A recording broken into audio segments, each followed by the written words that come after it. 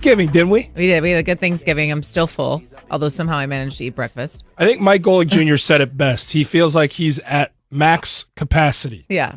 I think we both were at max capacity after all the food and indulging we did yesterday, but it's back to business today. It is. It's back to business. So we had a Thanksgiving where we had 2 meals. We had one during the first game. We had another meal during the second game. And we went to bed early because we had to be back here. Yeah. And we also went to bed early because there was no night game. Because Steelers and Ravens has been postponed until Sunday.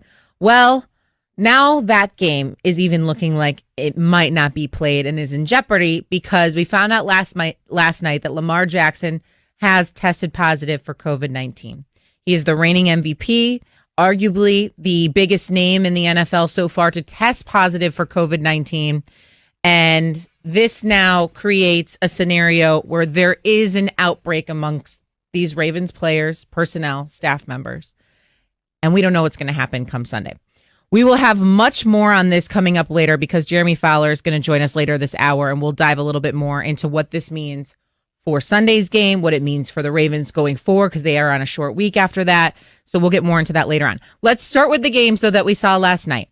And most notably, let's start with the Cowboys and the Washington football team. This was played in Dallas.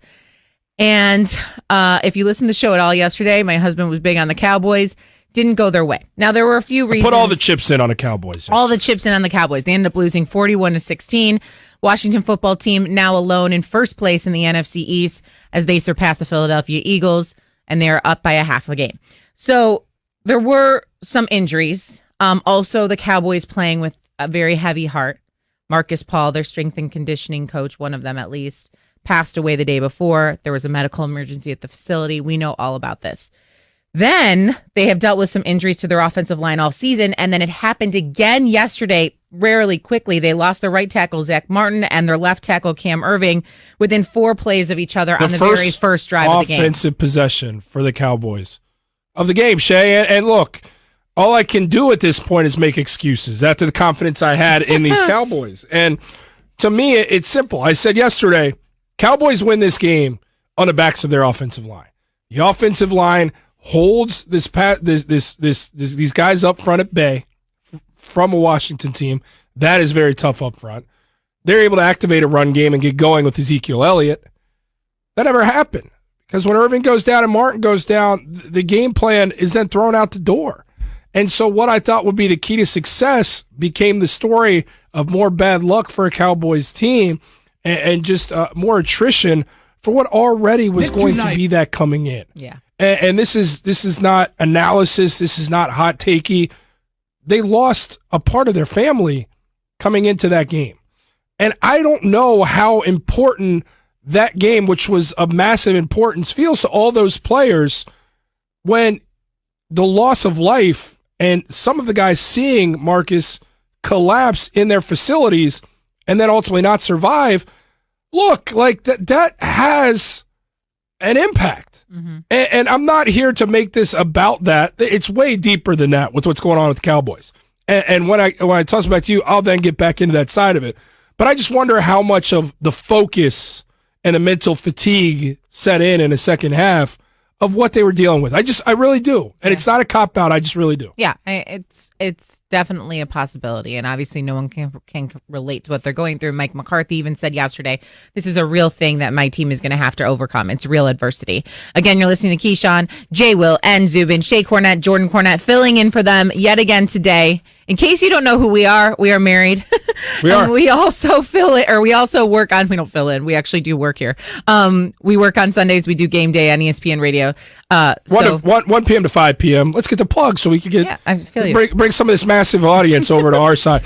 Look, Shay, the other part of this now getting to the field, the coaching decisions. Yeah, okay, so let's get into the coaching decisions.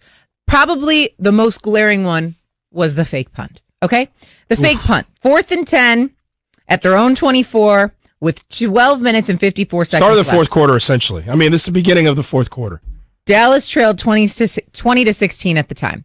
If you saw the fake punt, I am sure, like the rest of us, at least like we were at home, what are you doing, Mike McCarthy? Trailing by 4, game within reach, 4th buried inside your own territory. It made no sense. Here's Mike McCarthy's rationale. Well, I mean, it's definitely a big play opportunity is the way you view it. There's certain things you look for tendency-wise on when and where, but it's obviously we didn't execute it, and as those things go, I mean, obviously it's ultimately my responsibility when particularly a play like that doesn't work. But we're trying to generate a big play at that point in the game. Prior, the information that you look for going into it was a solid call. Okay, so you defend. I mean, what's he going to say? That I should have never called that? Obviously, he's going to defend it. He says it's a solid call. But prior in the game to that, they tried to run some sort of similar play to a Philly special, and the Washington football team was ready for it. They were fully ready for the fake punt as well. You're not fooling anyone, and you're especially not fooling this Washington football team pass defense in any way, which, by the way, is number 1 in the National Football League. So the Cowboys end up looking foolish on both of these scenarios. And I think a lot of this, and I know you feel strongly about this too, is not on Andy Dalton. Look, Andy Dalton wasn't perfect by any means yesterday. By any means. But he was looking like he was on his way in the first half. Andy Dalton played a good first half. Yeah. So I'm not putting this on Andy Dalton. I'm putting this on the coaching staff and the decision making. I'm putting this on Ezekiel Elliott, who had 32 yards rushing and a fumble. Another fumble, by the way. I'm putting it on CeeDee Lamb, who dropped a pass that you just simply cannot drop. That's 6. And that's the touchdown. We're not talking about the first half. Another head scratcher play call from Kellen Moore, offensive coordinator for the Dallas Cowboys, on a 4th and 1, elects to not give the ball to your highly paid running back Ezekiel Elliott. I don't care what's going on with injuries with the offensive line. It's not 4th and 1, it's 4th and inches. And you elect for Andy Dalton to try to thread the needle on a short pass that's very covered by the defense that results in an incompletion and a turnover on downs. I mean, the Cowboys' defense surrendered 338 yards of offense.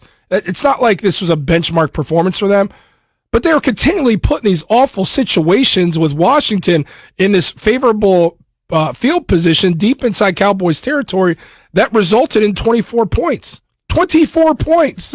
That's a huge swing of momentum in a game where your defense is already a questionable defense that is tasked with an immense amount of bending that inevitably leads to breaking. And that was from decision-making from the sidelines and a lack of execution. You mentioned the CeeDee Lamb. Big stars on Dallas' team are still on the roster and healthy.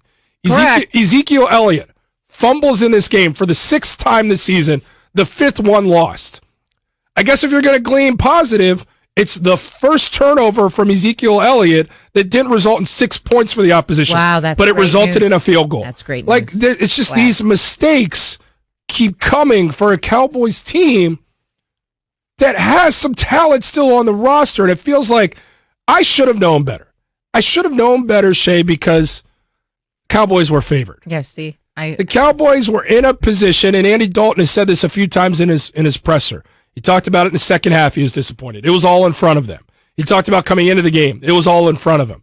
It always feels like it's in front of these Cowboys, and they can't figure out a way to get it done, even if it feels like it's gift-wrapped for them to get it done. Yeah, and there'll be much more on this later on. I wasn't going to put salt in the moon with you with the Cowboys. I'll do that later on. I just need you to wake up a little more. I know it's still early in the morning. Somehow the Cowboys are still in the race for the NFC East, though only a game back. They desperately need to get in the zone. That is brought to you by AutoZone. Get in the zone. AutoZone. So one Texas team did get a win on Thanksgiving, and their future might actually be brighter than the Cowboys. That's what I think. We'll get to that after Jordan tells you about DraftKings. Last week is in the books. Now it's time to review the tape and prepare for this week. There's no better place to get in on all the action than with DraftKings, official daily fantasy partner of the NFL. To add to this week's excitement, DraftKings has a free shot at millions of dollars in total prizes up for grabs. If you haven't tried DraftKings yet, head to the App Store now because you don't want to miss this. It's simple. Pick your lineup, stay under the salary cap, see how your team stacks up against the competition. Nothing adds the excitement of watching the game quite like having a shot at $1 million in prizes. Download the DraftKings Daily app now and use code KJZ. For a limited time, new users get a free shot at $1 million in prizes this week. Don't miss out on all of this week's action. Enter code KJZ to get a free shot at millions of dollars in prizes with your first deposit. That's code KJZ only at DraftKings. Make it rain. Minimum $5 deposit required. Eligibility restrictions apply. See DraftKings.com for details. All momentum was good momentum, especially for what's been going on, with this organization. We've all been, in all his, athletic ability, his make things happen.